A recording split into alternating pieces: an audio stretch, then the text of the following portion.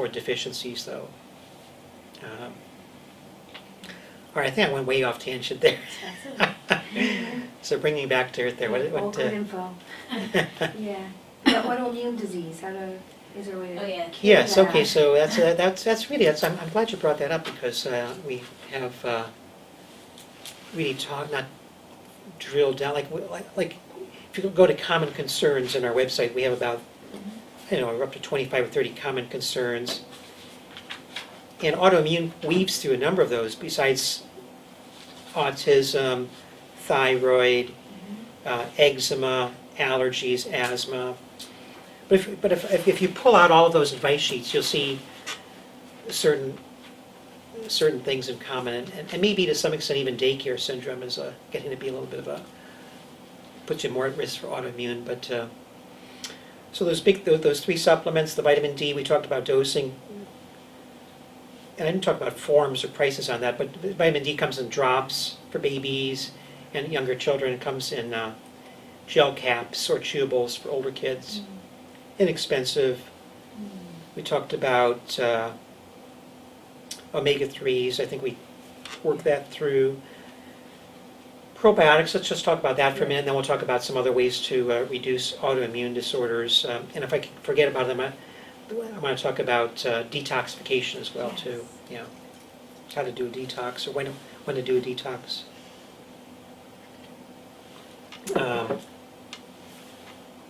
So probiotics are real important. I mean, I think actually vitamin D, the amount of that almost got exhausted now. Like almost everybody know. I mean, like if you ask a 5th grader about vitamin D, they probably know. Or it's really getting out there. I mean, I really like John Cannell's letter, vitamindcouncil.com. His newsletter is a great thing to subscribe to. It's plain English, but it's like there's still some studies, because it controls 3,000 enzymes. We're still learning a little bit about it, but now thanks to David Perlmutter and others, the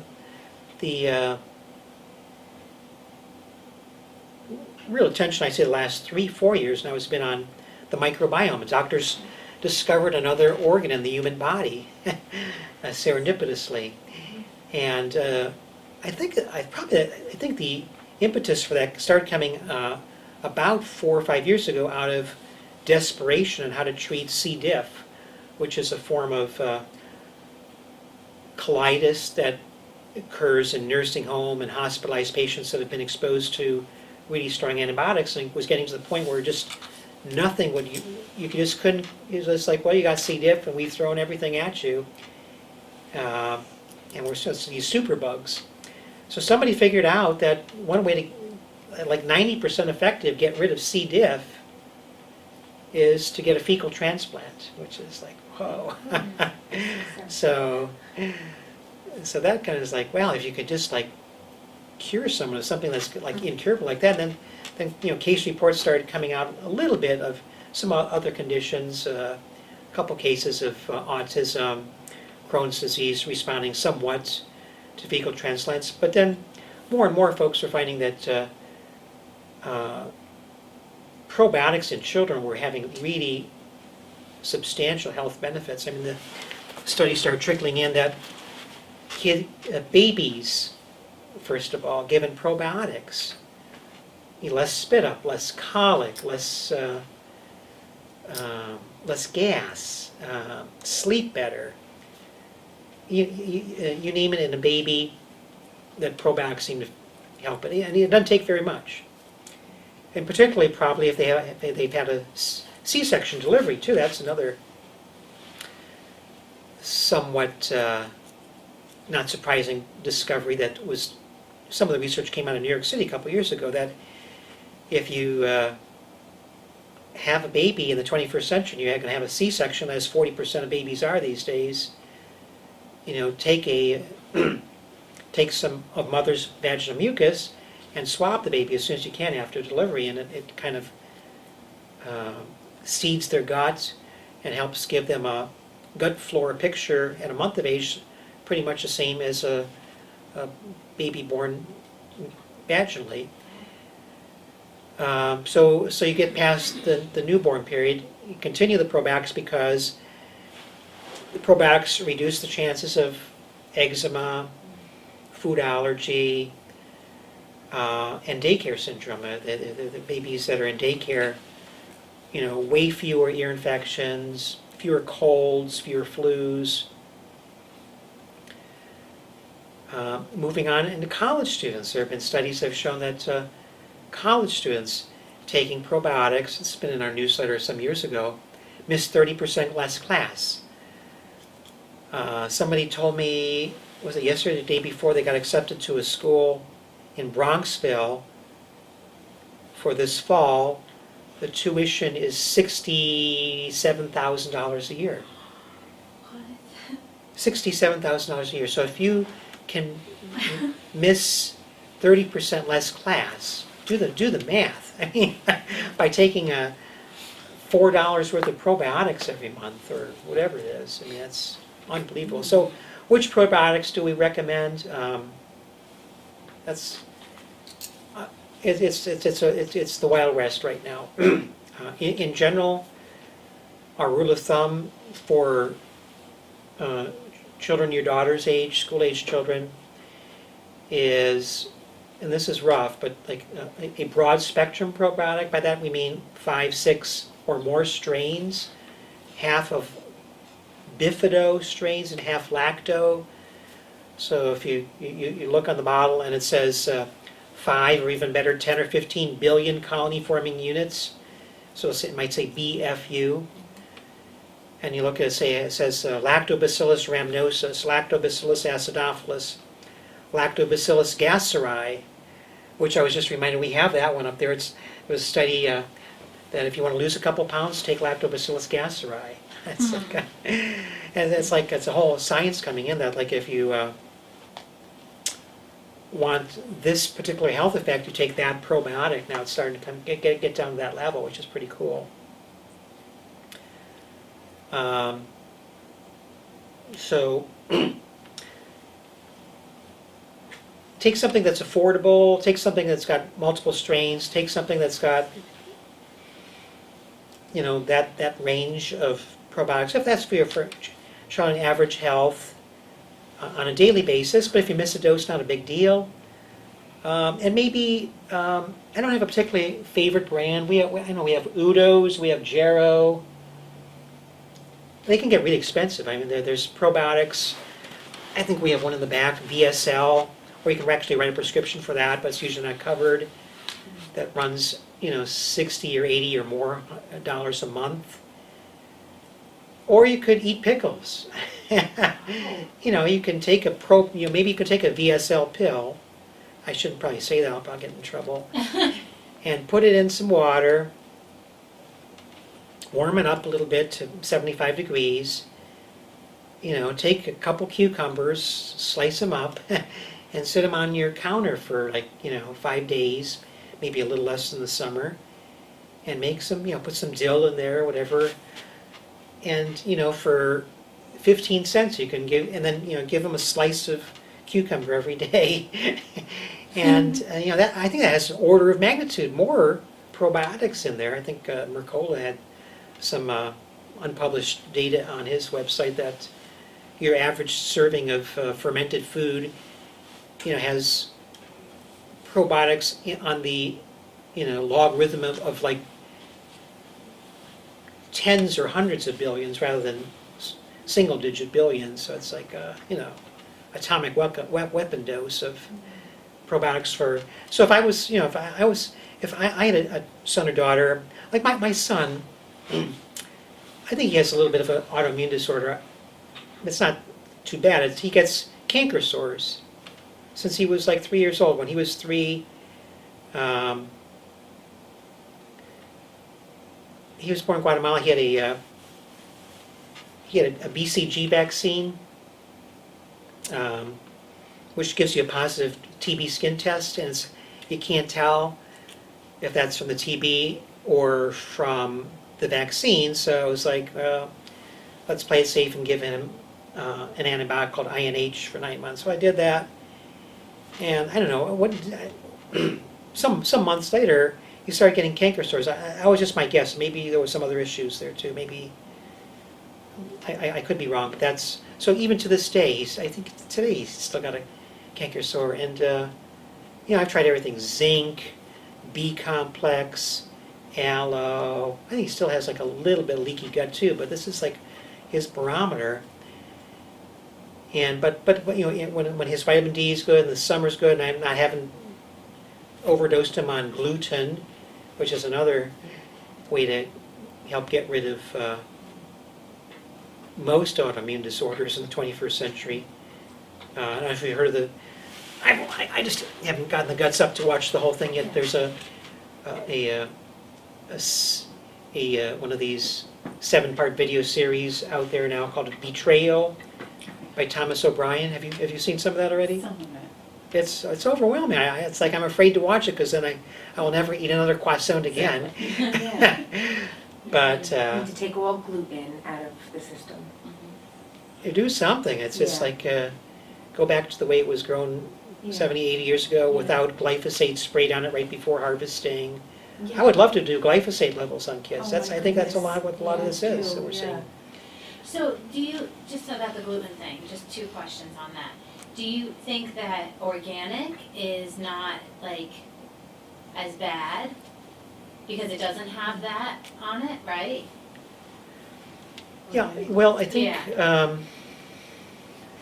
Like if you were to buy like, can let me rephrase the question.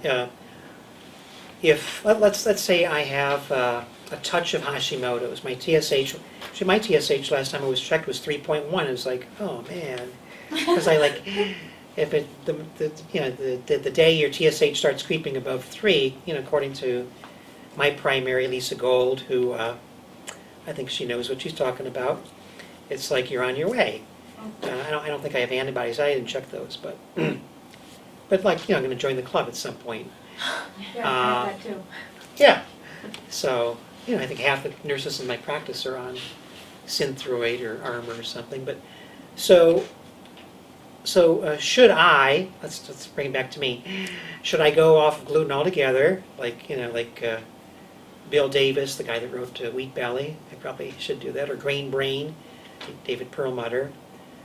Or all the autoimmune experts, Thomas O'Brien and others, say to do.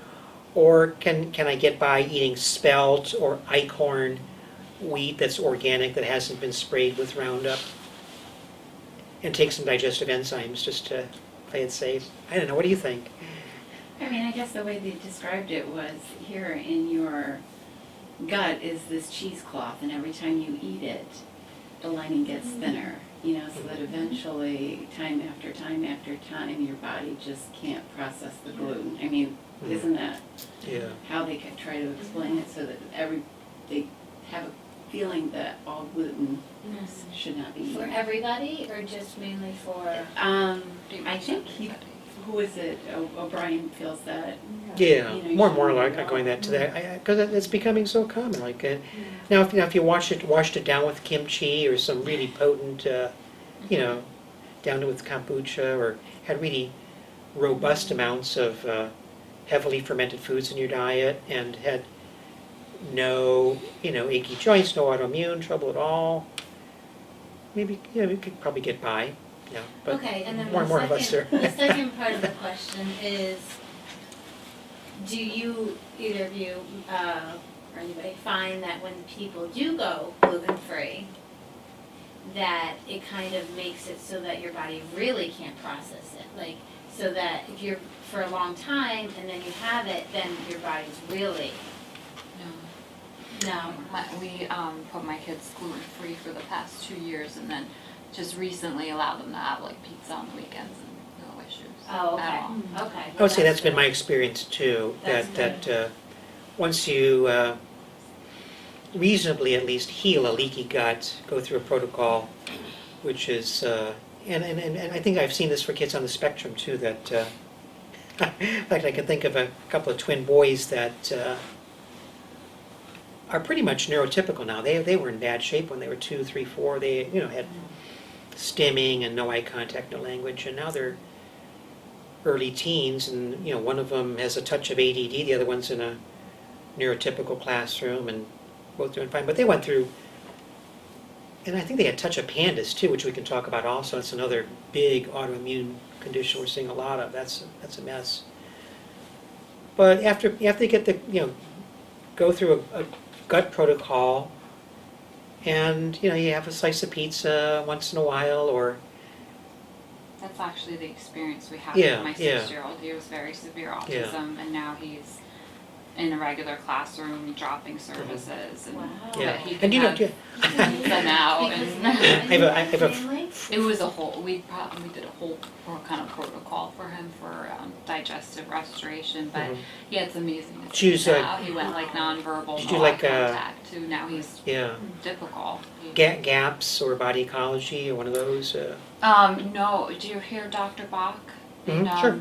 We saw Dr. Bach and he helped quite a bit, and then we saw a nutrition response therapist who Okay. also helped. I don't know if you've heard of Sure, that. NRT, yeah. And that was very helpful. And just between that and the elimination diet, and tremendous. And then we've seen your great NPs and Mhm. PAs here, and very helpful. Well, it's, Yeah. so there's hope, I think, if but I think keeping on our guard. I think if, it's kind of scary the way gluten is addictive, those, what is it, gliadomorphins? You kind of do the, go through withdrawal. And cheese too. Yeah, Yeah, cheese too, cheese. But are they caseomorphins. beans too? I'm hearing that stuff is in beans, like the gliadins. I don't know, That the gliadins and lipids beans? stuff aren't so good for you either. That too. Yeah. Yeah, is that why you have to soak them So- maybe, or I yeah, don't know, yeah, Like it's, the baby now. That's There's- funny. That's the Yeah. problem. You get to the point where it's like, Yeah. phytates too, right You there, can't those eat are, anything. phytates, the things that keep seeds from sprouting when they're dry, that Mhm. they can irritate our gut, yeah, that's, Mhm. I guess it's one thing for, adults can kind of, find their path around, but now you've got like these kids and I it's know. like, Yeah. all the other kids are eating these normal foods. I don't know. It's Yeah. like, You can't have that. no. It's funny you say that about the beans, because I can't tolerate, I can't gluten, either. dairy, or beans. Yeah, beans, I mean, the Yeah. other two aren't too bad, but beans I always have a big issue with. Yeah. Anyway, do you know what they make pizza out of these days too? What's unique about pizza dough? I didn't realize this, but a friend of mine had a pizzeria for a number of years, and he said, "Well, we don't use regular flour to make pizza. Yeah, you have to buy high gluten flour." So, that's why it's like No wonder why yeah, it tastes so good. it's like it's addictive because it's doubly It addictive. It's is, got the yeah. cheese, which has got the caseomorphins, and it's got And that's the not even like real cheese most of the time, right? It's like some like Yeah. crap, yeah. yeah. Like these will talk So about that's right, the yeah. grade A cows and, and all that, right? Yeah, even though none of us can or should be eating it, between now and your drive home, you're gonna drive past 4 pizza places, right? So it's like, There's definitely a market it's- for it, it's- that's it's for tough. sure. Yeah. Well, Cristiano's, Poughkeepsie, they sell like the gluten-free Mhm. pizza. For double the price. I know, true. Right. yeah, it's tough there. And, But then what do it's- they put in the stuff instead of gluten? Right. Rice. Yeah, Like, yeah. isn't there- Rice, tapioca. It's kind of like with the whole like fat-free thing.